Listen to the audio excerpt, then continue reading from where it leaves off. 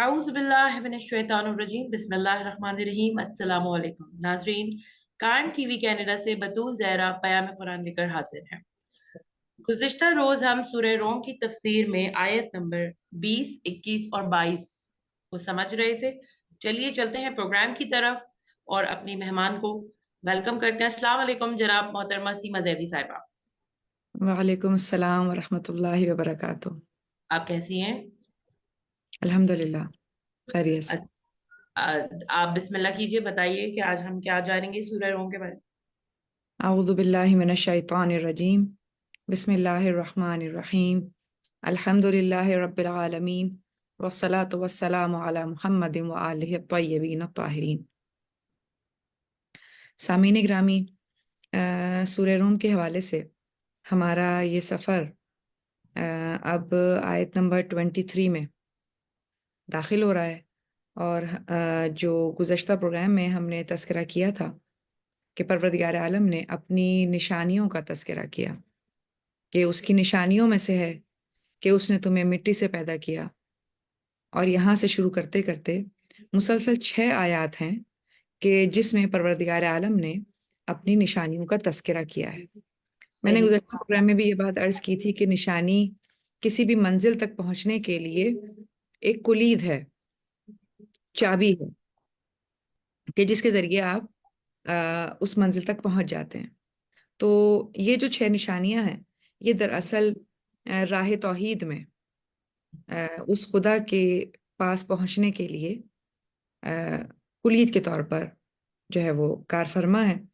इसमें परवरदिगार आलम ने जहाँ पर इंसान के अपने नफ्स के अंदर मौजूद चीज़ों को मेंशन किया, वहाँ पर आफाक में भी ज़मीन और आसमान में भी निशानियों के बारे में बताया कि किस तरह हमने तुम्हें मिट्टी से पैदा किया, किस तरह हमने तुम्हारे दरमियान ज़ौज का कानून लागू किया, किस तरह तुम्हारे लिए आसमानों और ज़मीन को खल्क किया गया, और किस तरह तुम्हारे ज़बानों में और तुम्हारे रंगों में फ़र्क रखा गया ताकि तुम एक दूसरे से पहचाने जाओ। अच्छा, लेकिन उसके बाद आज इसी इसी रौ में मज़ीद 3 आयतें हैं जो कि हम इस प्रोग्राम के हवाले से बयान करेंगे।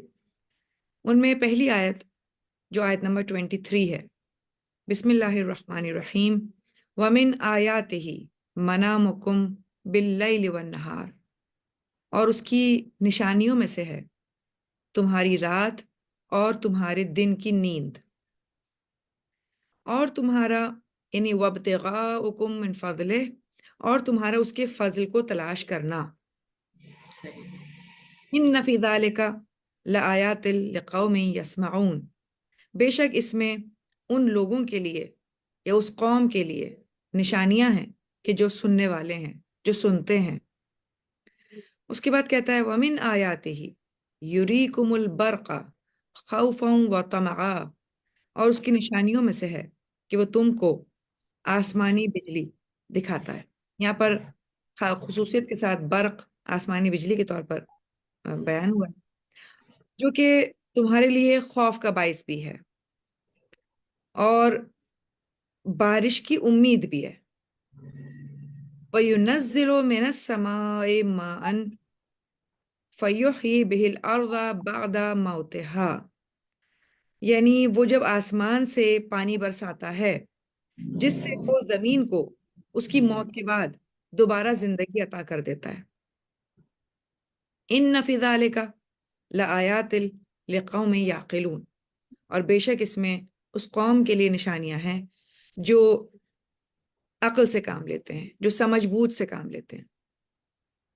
और उसके बाद 25वीं आयत, वमिन आयातिही अन तक़ूम अस्समाउ वल अर्ज़ु बिअम्रिह सुम्मा इज़ा दआकुम दअवतम मिनल अर्ज़ि इज़ा अंतुम तख़रुजून, और उसकी आयात में से, उसकी निशानियों में से एक ये भी है कि आसमान और ज़मीन उसके हुक्म से कायम व दायम है। फिर जब वो तुम्हें क़यामत में ज़मीन से बुलाएगा तो तुम फौरन निकल पड़ोगे और मैदान हश्र में हाजिर हो जाओगे। अब देखें, गुज़श्ता प्रोग्राम में भी हमने اس کی نشانیوں کا تذکرہ کیا جو کہ آیات میں بیان ہوئی، اور یہ آیات بھی انہی نشانیوں کا تسلسل ہے۔ نشانی یا گواہی، دیکھیں بظاہر خدا وحدہ لا شریک ہے، قادر مطلق ہے، بے اور شک اس کے لیے کسی کو بھی گواہ کے طور پر کچھ پیش کرنے کی ضرورت نہیں ہے، لیکن وہ ایک ایسی عادل ذات ہے کہ جو ہر بات دلیل کی بنیاد پر، برہان کی بنیاد پر کرتا ہے۔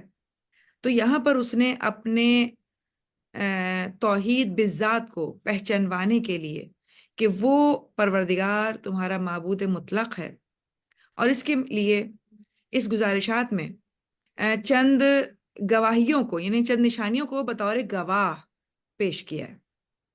یعنی کیا تم نہیں جانتے، مثال کے طور پر میں کہوں کہ کیا تم نہیں جانتے کہ تم مٹی سے خلق کیے گئے ہو؟ کیا تم نہیں جانتے کہ تمہارے اس دنیا میں زوجیت کا قانون نافذ ہے؟ کیا تم نہیں جانتے کہ تمہارے لیے دن کو کام کا وقت اور رات کو نیند یعنی سونے کا وقت قرار دیا گیا ہے؟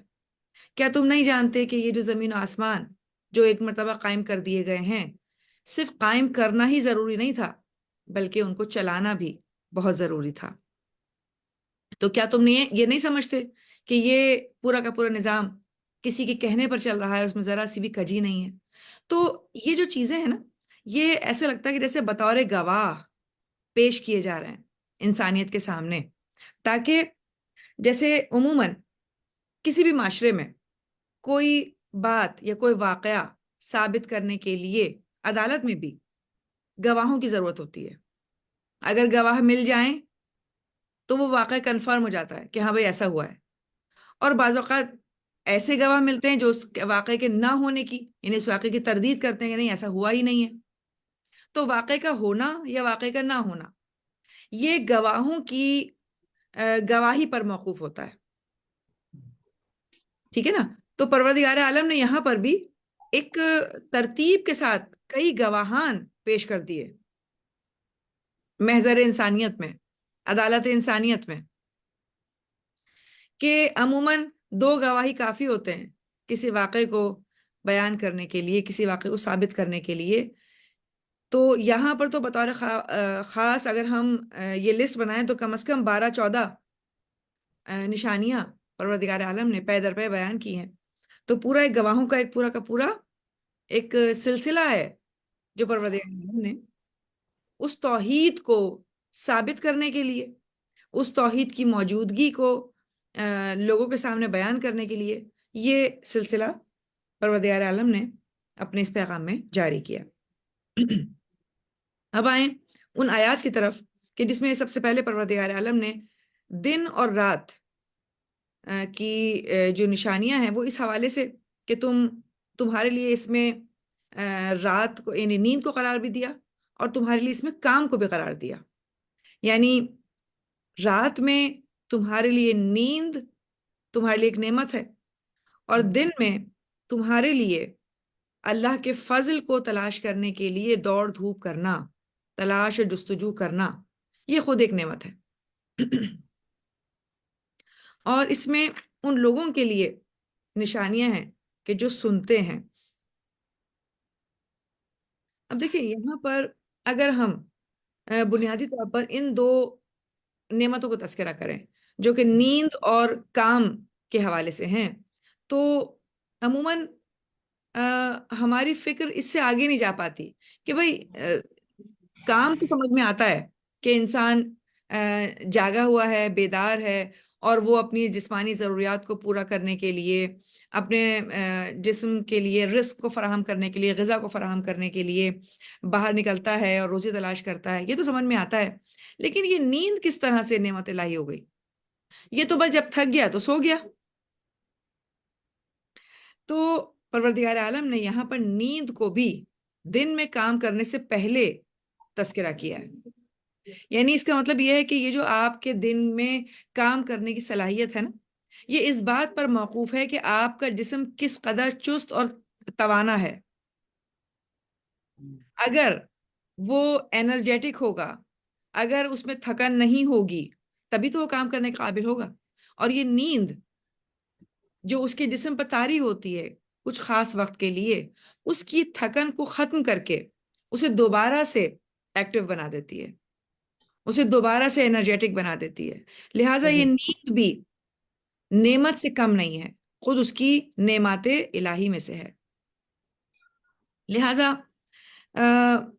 یہ جو کہا جاتا ہے کہ اگر جاندار، اچھا دیکھیں یہ بات اگر ہم دیکھیں تو یہ بات صرف انسانوں میں نہیں ہے بلکہ جانوروں میں بھی ہے. یہ جو نیند کا آنا ہے یہ جانوروں پر بھی مسلط ہوتا ہے، اور اسی طرح سے کسی حد تک پودوں پر بھی مسلط ہوتا ہے. دیکھیں پودوں میں دن کے وقت ایک فعالیت رہتی ہے، اس لیے کہ وہ سورج کی روشنی میں غذا تیار کرتے ہیں. لیکن رات کے وقت چونکہ سورج کی روشنی نہیں ہوتی، لہٰذا دن کی تیار شدہ غذا پر اکتفا کرتے ہوئے وہ رات کے اس وقت کو گزارتے ہیں، یعنی ریلیکس کرتے ہیں تاکہ جب صحیح. صبح ہو اور سورج کی روشنی نکلے تو اپنے کام کو دوبارہ سے جاری کریں. ٹھیک ہے نا؟ اسی طرح سے جانوروں میں بھی یہی ہے. جانور بھی ایک وقت آتا ہے کہ وہ سو جاتے ہیں اور اس کے بعد صبح ہی صبح بالکل ایک تازہ دم صورتحال میں اٹھتے ہیں اور پھر اپنی رزق کی تلاش میں نکلتے ہیں. اسی طرح سے انسانوں کے لیے بھی یہی ہے. تو اگر اس کو اپنے دن کے وقت کو بہترین کام میں گزارنا ہے تاکہ وہ مشقت کر سکے، محنت کر سکے، اپنی طاقت کا استعمال کر سکے، تو اسے اس طاقت کو بحال کرنے کے لیے کہ جب وہ رات میں شام میں تھک جاتا ہے، نیند کے ذریعے وہ اس طاقت کو بحال کرتا ہے. تو یہ جو استراحت ہے اور یہ جو نیند ہے، یعنی اگر آپ کچھ بھی نہ کریں، لاکھ کوشش کریں کہ آپ نہیں سوئیں گے، بہرحال ایک ایسا وقت آتا ہے جب آپ کی آنکھیں خود بخود بند ہو جاتی ہیں، یعنی کچھ بھی نہیں کر سکتے آپ اس کے اندر. یعنی پروردگار عالم نے کچھ چیزوں کو زبردستی کسی خاص وقت پہ لاگو کر کے انسان کو اس کی ضرورت یاد دلائی ہے کہ یہ وہ چیز ہے کہ اب اگر تم نے یہ نہ کیا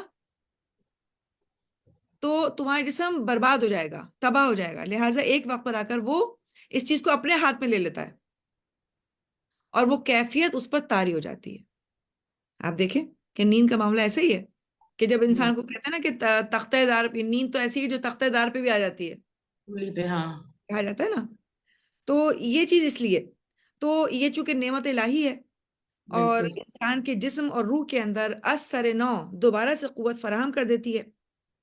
لہٰذا انسان اپنی زندگی میں ایک نئی تازگی، ایک نئی توانائی جو ہے وہ اپنے اندر محسوس کرتا ہے.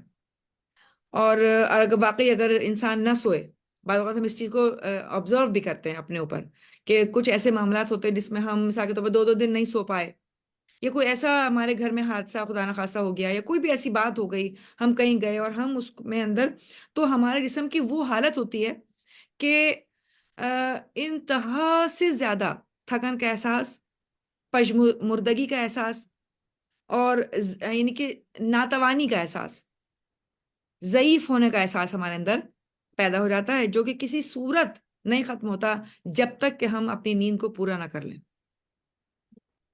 تو اگر واقعی نیند نہ ہوتی تو ہمارا جسم نہایت فرسودہ ہو جاتا، ضعیف ہو جاتا، ناتواں ہو جاتا، اور ہم کسی بھی کام کرنے کے قابل نہیں ہوتے. لہٰذا اگر ہم نے اپنے جسم کو طول عمر، سلامتی یا بقا کی طرف لے کے جانا ہے تو نیند بھی ایک لازمی حصہ ہے ہماری زندگی کے اندر. تو یہ جب ہم، وہی بات ہے نا کہ جب ہم کسی بھی چیز کے سائنسی فائدے سنتے ہیں اور پڑھتے ہیں تو ہم کہتے ہیں ارے واہ، یہ بات تو ہم نے قرآن کریم میں بھی پڑھی تھی. بالکل ایسے ہی، بالکل ایسے ہی. یعنی ہم اپنے زندگی کے تجربات کو مطلب ثابت کرنے کے لیے قرآن کو دیکھ رہے ہوتے ہیں، یا قرآن کے حصوں کو ثابت کرنے کے لیے روزمرہ کی زندگی کو دیکھ رہے ہوتے ہیں. لہٰذا قرآن کریم وہ ہدایت کی کتاب ہے کہ جس میں بظاہر کچھ نقطے ہوتے ہیں جو بیان کیے جاتے ہیں، پوری تفصیل نہیں ہے، لیکن آپ کو جب ایک کلو دے دیا جائے، یعنی جب اہل علم کو، اہل عقل کو ایک کلو مل جائے اور وہ جب اس پہ جستجو کرتے ہیں تو وہ اسی بات کو, اسی حکمت کو کنفرم کرتے ہیں جو قرآن کریم میں انہوں نے جو ہے پڑھی ہے. اس کے بعد دن کے اندر روزی کمانا, اور یہ خود ایک نہایت یعنی ایک ایسا امر ہے جس کو میں کہوں کہ اگر آپ یوں دیکھیں اس پورے معاشرے میں, اس پوری دنیا میں, انسان بنیادی طور پر بھاگ دوڑ کس لیے کر رہا ہے؟ اپنا پیٹ بھرنے کے لیے. بالکل. اور اس میں وہ کس حد تک جا رہا ہے یہ ہم سب کو معلوم ہے کہ اس میں بعض اوقات حلال اور حرام کی تمیز ختم ہو جاتی ہے, جائز اور ناجائز کی تمیز ختم ہو جاتی ہے. یعنی ایک دوڑ ہے جو انسانوں کے دماغ پر, ان کے سروں پر مسلط ہے, اور وہ اس دوڑ میں آگے سے آگے نکلنا چاہتے ہیں. تو اگر وہ اس بات کی افادیت کو سمجھتے ہیں تو پھر یہ جو احساس پیدا کرنا انسان کے اندر کہ مجھے اپنے لیے کچھ کرنا ہے, کیا یہ کسی نعمت سے کم ہے؟ یعنی یہ احساس کس نے پیدا کیا ہمارے اندر کہ ہم اپنے بچاؤ کے لیے, اپنے رزق کے لیے, اپنے شکم سیری کے لیے, اپنے جسم کو محفوظ کرنے کے لیے, اپنے جسم کی بقا کے لیے اپنے آپ کو ایک مشقت میں ڈالیں اور محنت کریں, روزی تلاش کریں. لہٰذا عموماً ہوتا تو یہی ہے کہ دن میں انسان روزی تلاش کرتا ہے, رات کو معمولاً وہ سوتا ہے, لیکن یہ لازمی نہیں ہے. دیکھیں اب آج کل کے دور میں زیادہ تر جابز رات کی ہو گئی ہیں جی, اور دن میں انسان سو رہے ہیں. تو اگر واقعی یہ اتنا زیادہ جبری طور پر پروردگار لاگو کرتا تو ہمیشہ انسان کو رات ہی کو نیند آتی اور دن کو نیند نہیں آتی. لیکن آپ کو یہاں پہ ایک بات بتاؤں میں, آپ بالکل ایسا ہے کہ ہم لوگ کو اکثر رات میں جاگنا پڑتا ہے کسی نہ کسی وجہ سے, یا جابز اس طرح کی ہو جاتی ہیں, لیکن پروردگار کی یہ قدرت ہے کہ جو رات کی نیند میں آپ فریش ہو کے اٹھیں گے, وہ آپ دن میں چاہے اس کا ڈبل حصہ بھی سو جائیں, آپ وہ بات نہیں آئے گی. یہ بات بالکل حقیقت ہے. اس لیے کہ دیکھیں جب جو فطرت کا قانون ہوتا ہے نا, اس میں تبدیلی کوئی نہیں لا پاتا. بالکل ایسے ہے. لیکن اس حد تک بھی ہمیں اختیار دیا ہے کہ اگر ہمارے لیے ممکن ہو, دیکھیں کچھ لوگ کے بالکل روٹین چینج رہتے ہیں. جیسے مثال کے طور پر اللہ نے کہا کہ ٹھیک ہے تمہارے لیے بہتر ہے کہ تم رات کو سو اور دن کو کام کرو, لیکن کیا انسان کے لیے یہ ممکن نہیں ہے کہ وہ رات کو جاگے اور کام کرے اور دن کو سوئے؟ ہاں ممکن بن گیا ہے, مطلب ممکن بن گیا ہے. میں یہ نہیں کہہ رہی کہ ایسا ہو جانا چاہیے, لیکن یہ کہ اگر انسان کے پاس یہ اختیار نہ ہوتا تو یہ ممکن نہ ہوتا.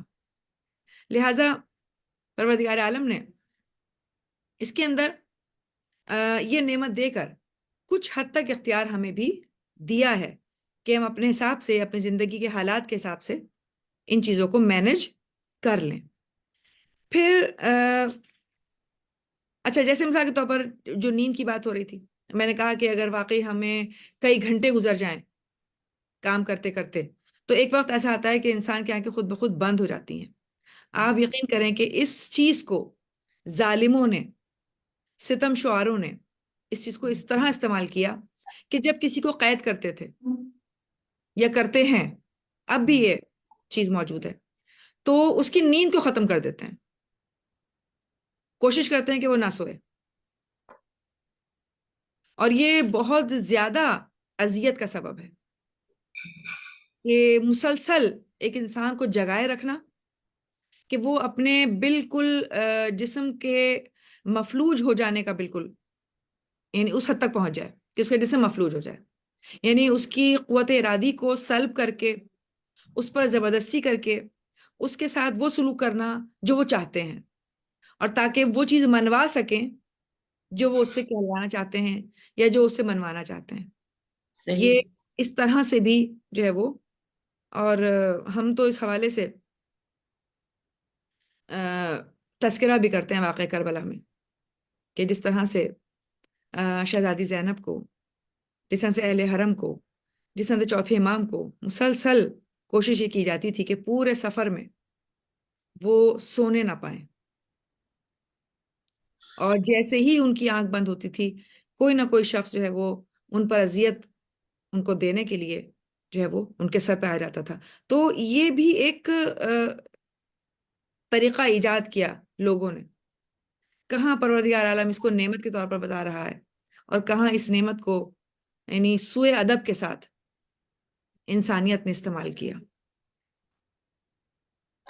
اچھا پھر اس کے بعد اب نیند کا جو معاملہ ہے اس میں بھی یہ کہ بعض اوقات گہری نیند ہونا، بعض اوقات اچڑتی ہوئی یا بالکل ایسی نیند کے جس میں بار بار آنکھ کھل جاتی ہے، ہر طریقے کی. یعنی کہ پروردگار عالم نے ہمارے جسم کے اندر مختلف صلاحیتیں رکھی ہیں، ہم جس حساب سے بھی چاہیں اس کو استعمال کر سکتے ہیں. اور واقعی یہ وہ نعمت ہے جو انسان کے جسم کے اندر جو سکون اور جو نشاط پیدا کرتی ہے، جو توانائی دوبارہ سے پیدا کرتی ہے.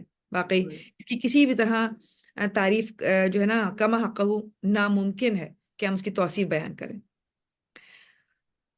اب اگلی آیت میں پروردگار عالم نے آسمانی بجلی کو نعمت الہی کہا، اور سائنس اس معاملے میں بھی یہ ثابت کر چکی ہے کہ آسمانی بجلی بھی خود اس نظام کے اندر بہت سارے فائدوں کے لیے اور بہت ساری چیزوں کو یعنی کہ لانے کا موجب بن جاتی ہے. جیسے مثال کے طور پر ایک فائدہ تو خود پروردگار عالم نے اس آیہ مبارکہ میں بتایا کہ یہ جو ہم نے تمہیں نشانی بتائی ہے کہ آسمانی بجلی جو ایک جانب تو تمہارا دل کے اندر خوف پیدا کر دیتی ہے، اس کی آواز، اس کی کڑک، اس کی چمک، لیکن دوسری طرف آپ کے دل میں یہ امید ہوتی ہے کہ ضرور اب بارش ہونے والی ہے، ضرور باران رحمت نازل ہونے والا ہے.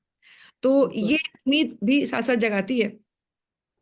اور یہ وہ چیز ہے کہ جو پیش خیمہ ہے اس زمین کے لیے کہ جو مردہ ہو جاتی ہے، اور بارش کے نازل ہونے کے بعد اس کے اندر وہ زندگی دوڑ پڑتی ہے اور اس کو ایک دفعہ پھر پروردگار عالم حیات بخش دیتا ہے.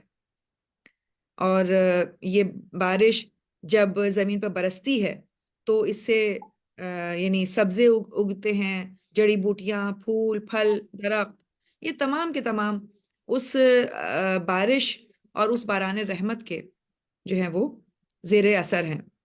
اور اسی کی وجہ سے زمین میں آثار حیات دوبارہ سے نمایاں ہو جاتے ہیں. اور واقعی کوئی دیکھ کر یقین بھی نہیں کر سکتا، یعنی کہ جیسے ہی ہم اگلے دن اٹھتے ہیں تو چھوٹی چھوٹی سی کونپلیں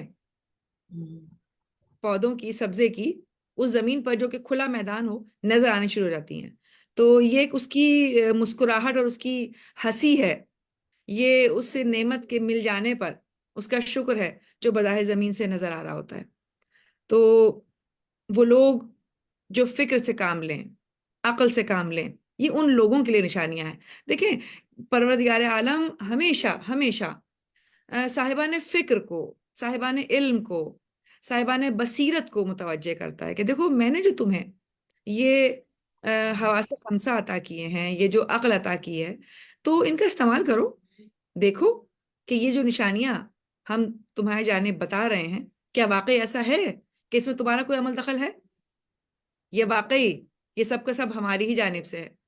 تو اگر انسان کے پاس عقل سالم موجود ہے، اگر اس کے پاس فطرت سلیم موجود ہے، تو وہ ضرور بالضرور ایک نہ ایک دن اس بات کا اقرار کر لیتا ہے کہ نہیں واقعی یہ وہ چیزیں ہیں کہ جو میرے بس میں ہیں ہی نہیں. اچھا نہ صرف بس میں نہیں ہے بلکہ اگر یہ سب نہ ہوتی تو میری زندگی کا وجود بھی ناممکن ہو جاتا، لہٰذا میں ان سے بچ کے جاؤں گا بھی کہاں. اگر میں ان کا انکار کرتا ہوں تو پھر میں ان کے استعمال کو ترک کر دوں، تو میں تو ان کے استعمال سے اپنے آپ کو ترک نہیں کر سکتی، یہ کر سکتے. تو جب ہم ان تمام چیزوں کو فیض اٹھا رہے ہیں تو پھر ہماری عقل کیوں نہیں پکار پکار کر کہتی کہ ان سب کا بنانے والا ایک ہے.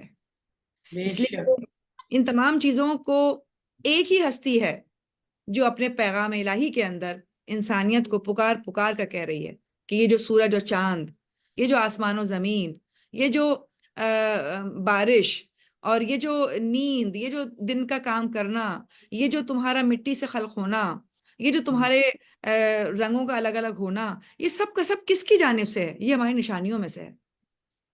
تو وہ تصور کہ جہاں خدا کے علاوہ کوئی اور خدا ممکن ہے، یہ ان قوموں میں فکر کا باعث ہے کہ جو اپنے ہر کام کے لیے ایک الگ خدا بنا لیتے تھے. وہ تو کہتا ہے سب کچھ میری جانب سے ہے, تمہیں ضرورت کیا ہے کہ تم اپنے لیے الگ الگ خداؤں کو تصور کرو؟ کیا یہ تصور کافی نہیں ہے کہ تمہاری فطرت کسی نہ کسی خدا کی عبادت کرنے کو تیار ہے؟ تو اتنے سارے خداؤں کی عبادت کیوں کرنا چاہتے ہو؟ تم کیوں ایک ہی خدا کی طرف نہیں آ جاتے جو تمہیں تمہاری غیرت کو جو ہے وہ للکارتا ہے اور تمہیں غیور بنانا چاہتا ہے؟ تم کیوں چاہتے ہو کہ تم جگہ جگہ ہر در پر جا کر مانگو اور اس سے طلب کی امید رکھو جبکہ کوئی بھی در بار بار عطا کرنے والا نہیں ہے؟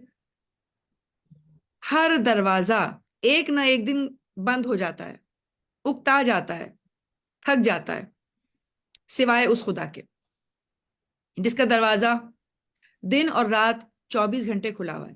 یعنی یہ نیند نعمت بن کر تو ہمیں اس نے دے دی, لیکن اپنے لیے حرام کر لی ہے. آیت الکرسی جب ہم پڑھتے ہیں, سنتم ولا نوم, یعنی نہ اس کو اونگ آتی ہے اور نہ اس کو نیند آتی ہے. یعنی ہلکی سی اونگ بھی وہ اپنے اوپر طاری نہیں کرتا. کیوں طاری نہیں کرتا؟ اس لیے کہ ایسا نہ ہو کہ کوئی ایک بھی ایسا اس وقت میرے دروازے پر آئے اور میں اس کی طرف متوجہ نہ ہوں. یعنی اس کا مکمل طور پر حاضر و ناظر رہنا, اس کا مکمل طور پر بیدار رہنا خود ہمارے لیے فائدہ مند ہے. یعنی ہم کبھی بھی اس کے در سے مایوس نہیں ہو سکتے. اس کا کوئی آرام کا وقت نہیں کہ ہم تھوڑی دیر انتظار کریں اور اس کے بعد اس کی طرف رجوع کریں. وہ جب چاہے ہمیں عطا کرتا ہے. یہ کتنی بات. اس کے بعد آخری آیت کہ جس میں پروردگار عالم یہ کہتا ہے کہ دیکھو یہ جو زمین و آسمان میں ایک پورا کا پورا نظام قائم ہے, اس کی ایک نشانی یہ بھی ہے کہ یہ زمین و آسمان اس کے حکم سے قائم ہے. یعنی صرف پیدا کرنا ہی اس کے بس میں نہیں تھا. جو اکثر کچھ فرقوں کا, کچھ مکتب فکر کا یہ عقیدہ ہے کہ پروردگار عالم نے بس یہ انسان کو خلق کر دیا اور اب بے اختیار ہو گیا, اب وہ جو چاہے کرے. ایک فرقہ یہ کہتا ہے, ایک مکتب یہ کہتا ہے کہ نہیں, سب کچھ اسی کے ہاتھ میں, اس نے انسان کو کچھ بھی نہیں دیا, بس اب یعنی کوئی پتا بھی اس کے مرضی کے بغیر نہیں ہل سکتا. واقعی اس میں کوئی شک نہیں ہے کہ کوئی ایک چیز بھی اس کے علم میں ممکن ہی نہیں کہ نہ ہو. اس کی مرضی ہوگی تو وہ کام ہوگا, لیکن اختیار دینے کے بعد اختیار کو سلب کر لینا, یہ کہاں کی عقل بندی ہے, یہ کہاں کا عدل ہے. تو پروردگار عالم نے جب اس نظام کو قائم کیا تو اس نظام کو چلانے کے لیے ذمہ داری بھی خود اٹھائی. اور یہ جو اجرام فلکی ایک بے اندازہ یعنی اربوں کی تعداد میں, ان گنت تعداد میں یہ کہکشائیں پورے نظام قدرت کے اندر, کائنات کے اندر موجود ہیں. اور ہم تو صرف ایک یعنی یوں سمجھ لیجیے ایک کہکشاں کا ایک چھوٹا سا حصہ ہے جس میں صرف ایک ستارہ ہے اور باقی 8-10 سیارے ہیں اور چند چاند ہیں جو ان کے چاروں طرف گھوم رہے ہیں. بلکہ ایسے کئی نظام یعنی اربوں نظام ایک ایک کہکشاں کے اندر موجود ہیں, اور ایسے اربوں کھربوں ستارے سورج کے مثل, سورج سے بڑے موجود ہیں کہ جو اسی طرح چمک رہے ہیں. تو ہم تو ابھی تک سورج کی طرف ہی نہیں دیکھ پاتے. صحیح جب بات ہے. پوری یعنی آب و تاب کے ساتھ روشن ہوتا ہے تو ہم باقی کو تو کہاں دیکھ پائیں گے. تو یہ تمام چیزیں جو ابھی ہمارے تصور میں بھی نہیں آ پا رہی, تو وہ اسی منظم انداز میں چل رہی ہیں. تو یہ کون ہے جو انہیں چلا رہا ہے؟ تو اس کا ایک امر یعنی اس کا حکم جو نافذ ہے, اور اس کے حکم کی بدولت یہ تمام چیزیں اپنی اپنی جگہ پر بدستور موجود ہیں. آپ دیکھیں فزکس کے میدان میں بہت سارے قوانین سائنسدانوں نے جب ڈسکور کیے تو اس میں قانون یہ تھا کہ ہر شے اس پوری کائنات میں ایک دوسرے کے ساتھ کشش رکھتی ہے,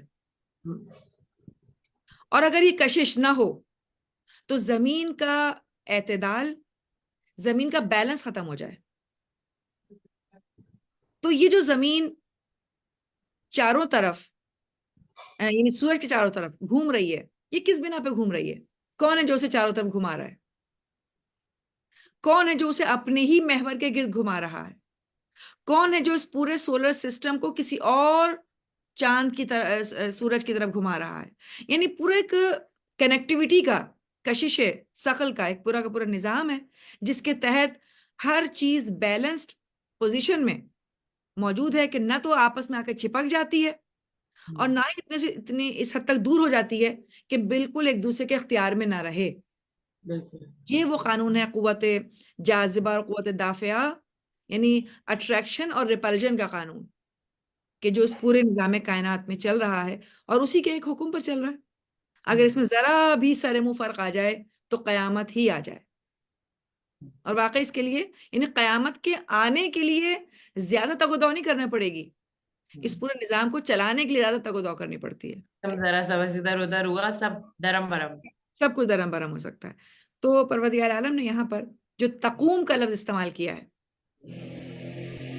وہ ان تمام اجرام فلکی کے قیام اور ان کے ثبات قدم کی طرف اشارہ کرتا ہے، کہ یہ جو اپنی اپنی جگہوں پر کھڑے ہیں، یہ جو قیام کی حالت میں ہیں، یہ اس امر خدا پر قائم ہے جو ان پر نافذ ہے۔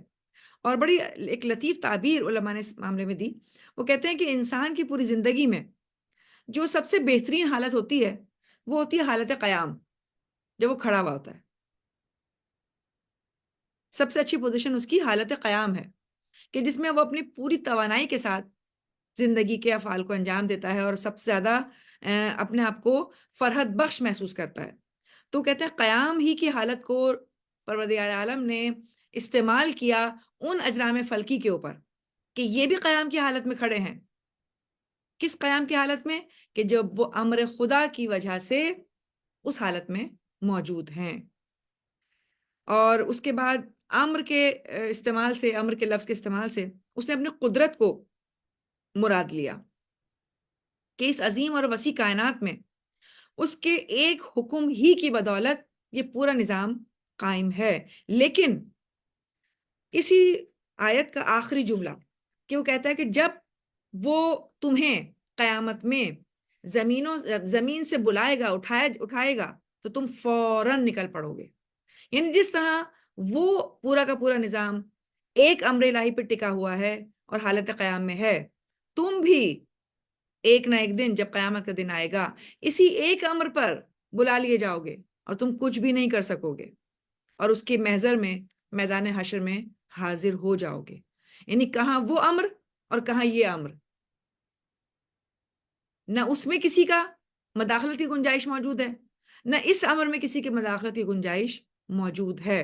یعنی ممکن نہیں ہے کہ انسان قیامت کے معرکے سے پیچھے ہٹ جائے اور اسے روگردانی کر لے۔